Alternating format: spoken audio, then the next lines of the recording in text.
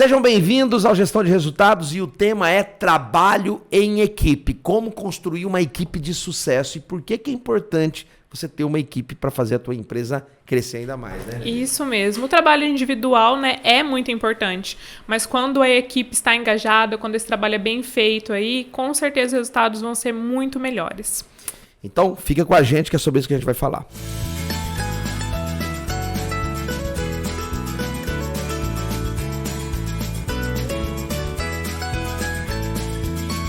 Fabiano, tem uma empresa com muita rotatividade. O que eu devo fazer para melhorar aí e diminuir esse número, né? Para meus funcionários permaneçam? Bom, antes de falar da rotatividade, coloca essa pergunta aí no balão de oxigênio. A gente precisa falar sobre a importância do trabalho em equipe. Por que é importante um trabalho em equipe? Bom, primeiro a gente tem que dizer o seguinte: não existe uma só empresa no planeta que não dependa de uma equipe.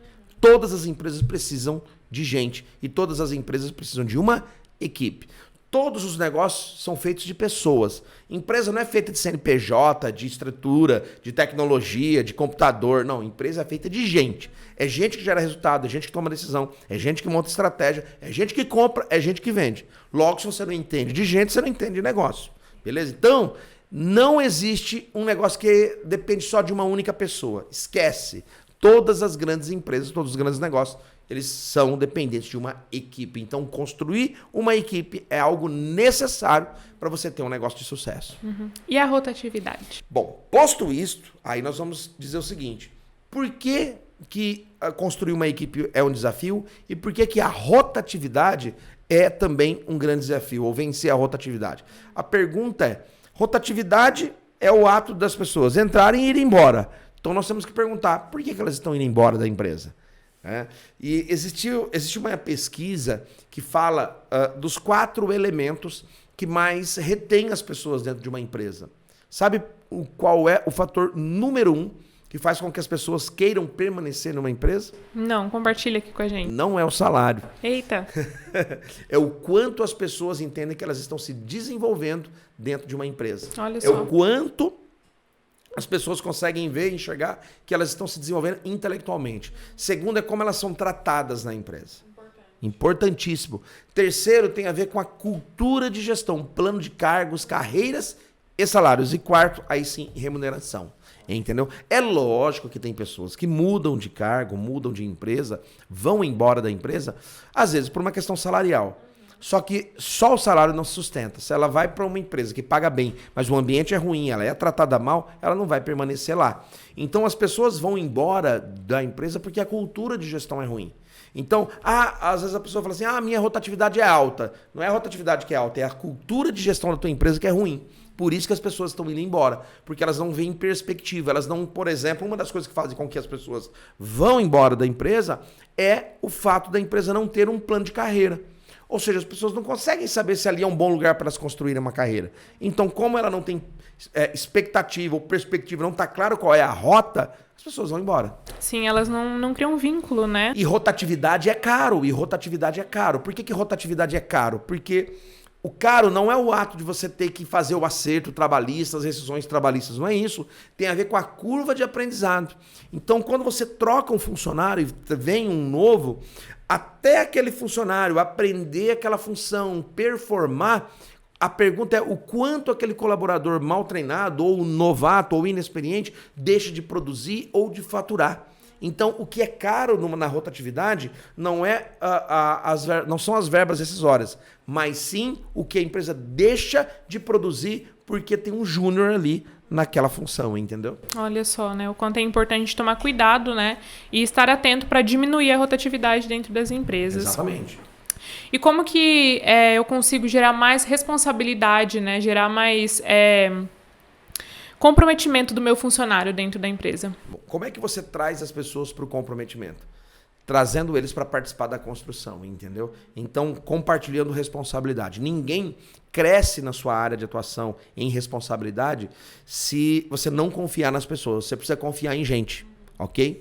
Então, conforme você vai... Agora é óbvio que você não vai delargar uma atividade na mão de uma equipe inexperiente. Esse processo de você delegar e desenvolver as pessoas passa por... Primeiro eu faço, depois e você me observa. Depois eu faço e você me ajuda. Depois você faz e eu te ajudo. Depois você faz e eu te observo. Então é uma transição. E essa transição é ela que gera responsabilidade, é ela que desenvolve as equipes. Você não gera pessoas mais maduras e comprometidas do dia para a noite. Você vai construindo isso. Assim como a confiança vai sendo construída, entendeu? O onboarding, né, que é uma expressão aí muito utilizada, né, dentro das empresas. Por que é importante inserir essa cultura aí para os funcionários logo nos primeiros dias, né? Contratei uma nova equipe, um novo funcionário, por que eu já devo apresentar para ele aí o onboarding? Vamos lá. O onboarding ou a própria integração, né? Na grande maioria das empresas não existe nem onboarding nem integração. O sujeito entra, eles tacam lá um uniforme no colaborador, coloca ele na função, fala, ó, vai olhando o coleguinha aí e vai fazendo também, né? Lógico, né? Salvo as devidas exceções.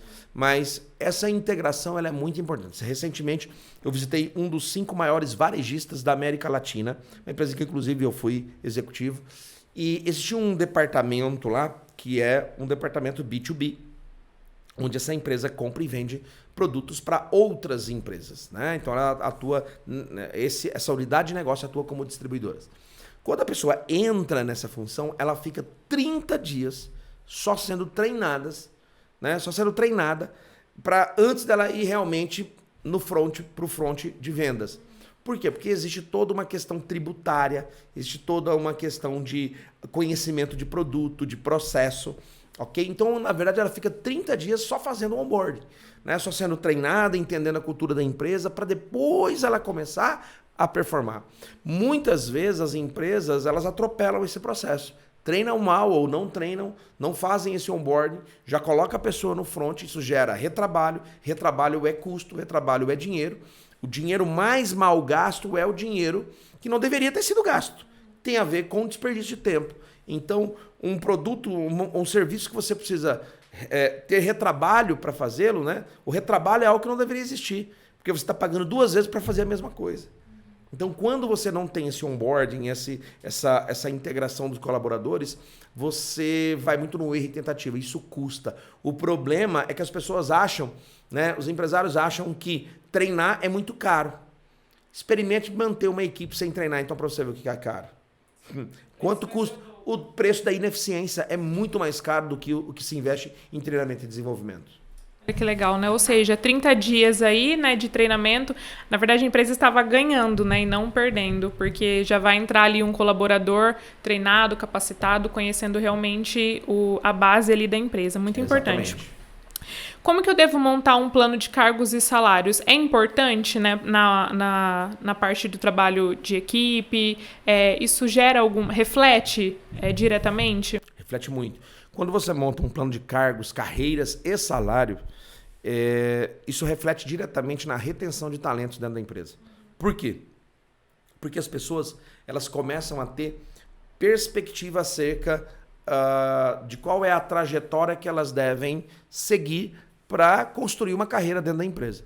Empresas que não têm esse tipo de cultura ou de programa implantado dentro da sua cultura, perde muita gente no meio do caminho, muita gente boa, muito talento bom, porque as pessoas não sabem se ali é um lugar que elas vão poder construir carreira. Então, um plano de cargos, carreiras e salários é crucial para você diminuir a sua rotatividade, para você reter talentos e também para você adequar, né, salários, cargos, definir papéis e responsabilidades e organizar a sua casa. Uhum. Em tempos de home office, né, que o contato entre as pessoas é menor, o que eu posso fazer para melhorar o engajamento da minha equipe? Então, agora com essa coisa do home office ou híbrido também, né, já tem empresas adotando ali, a pessoa trabalha 2 dias em casa, 2 dias no escritório, 3 dias em casa, 2 dias no escritório. Enfim, não tem, na verdade, receita do bolo pronta. Tá? Tem que fazer testes. Existe uma matriz de classificação de problemas ou de caos que a gente utiliza, chamado Sinefin. Essa ferramenta, ela categoriza 4 tipos de problemas.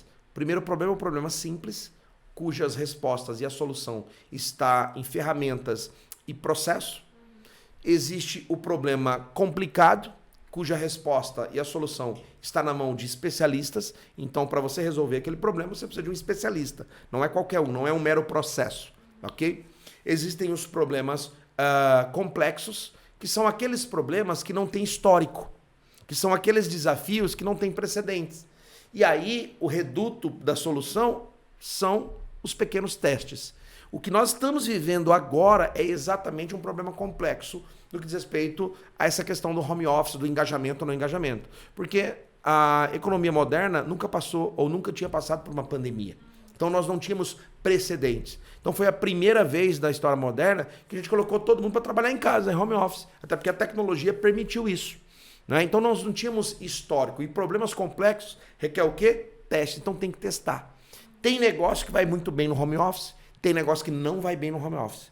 Então você tem que fazer testes e ver o que engaja, o que não engaja. Se híbrido, né? Se 100% home ou não, ok? E só para não perder o raciocínio da ferramenta, o quarto tipo de problema é o problema caótico, que daí o reduto não é nem certo nem errado, você tem que agir, né? Porque tá um caos e você não tem tempo para testar nem para chamar um especialista, você precisa agir. Então, esse modelo, ele nos mostra que para cada tipo de desafio, eu preciso adotar um tipo de comportamento ou ter um tipo de processo. Quando você tem ferramentas a seu favor, você constrói empresas mais eficientes e equipes mais eficientes, entendeu?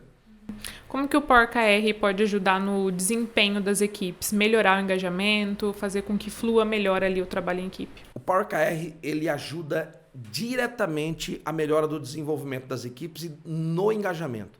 Por quê? Porque ele mensura a performance individual e a performance coletiva. O Power OKR é uma plataforma de gestão onde ela gamifica o trabalho em equipe, mas essa gamificação está atrelada a metas e objetivos que cada equipe assume para contribuir para a meta global da empresa. Então a gente estabelece um ponto A e um ponto B da empresa, onde a empresa está e onde ela tem que chegar.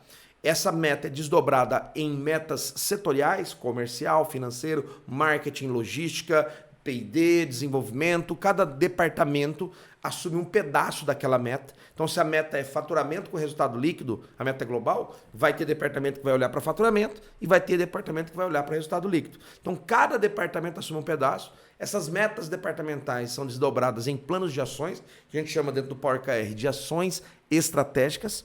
Mensura tudo isso por meio de gráficos e cronogramas e toda semana as equipes se reúnem para entender onde elas estão e onde elas deveriam estar, e cada membro da equipe assume um conjunto de ações que precisam ser executadas naquela semana. Estas ações vão gerando pontos, e quanto mais ponto, mais performance você tem. Quanto mais ponto, subentende-se que maior está sendo a sua execução. E se a tua execução está acontecendo, automaticamente a gente está caminhando a passos largos em direção à meta. Então o Power OKR, ele ajuda em cheio nessa sistematicidade da execução da estratégia, entendeu? Muito bom. Bom, para vocês aí de casa, né, se vocês gostaram desse conteúdo falando sobre o trabalho em equipe, deixa os comentários aqui o que você achou, compartilha, marca as pessoas, né, que precisam escutar esse podcast. E se você tem interesse em conhecer o Power OKR, o que precisa fazer, Fabiana? Vou deixar o link na descrição do vídeo aqui, só clicar e conhecer, vem com a gente, né? Agende uma apresentação com os nossos especialistas para você entender o que é e por que isso pode ajudar muito você a construir uma equipe de alta performance, né? Isso aí. E não esquece de deixar também comentários com dúvidas e assuntos que você gostaria que a gente trouxesse aqui no nosso podcast. É isso, galera. Valeu aí e compartilha, comenta e não esquece de deixar o like e se inscrever no canal. Isso aí, até o próximo conteúdo. Valeu!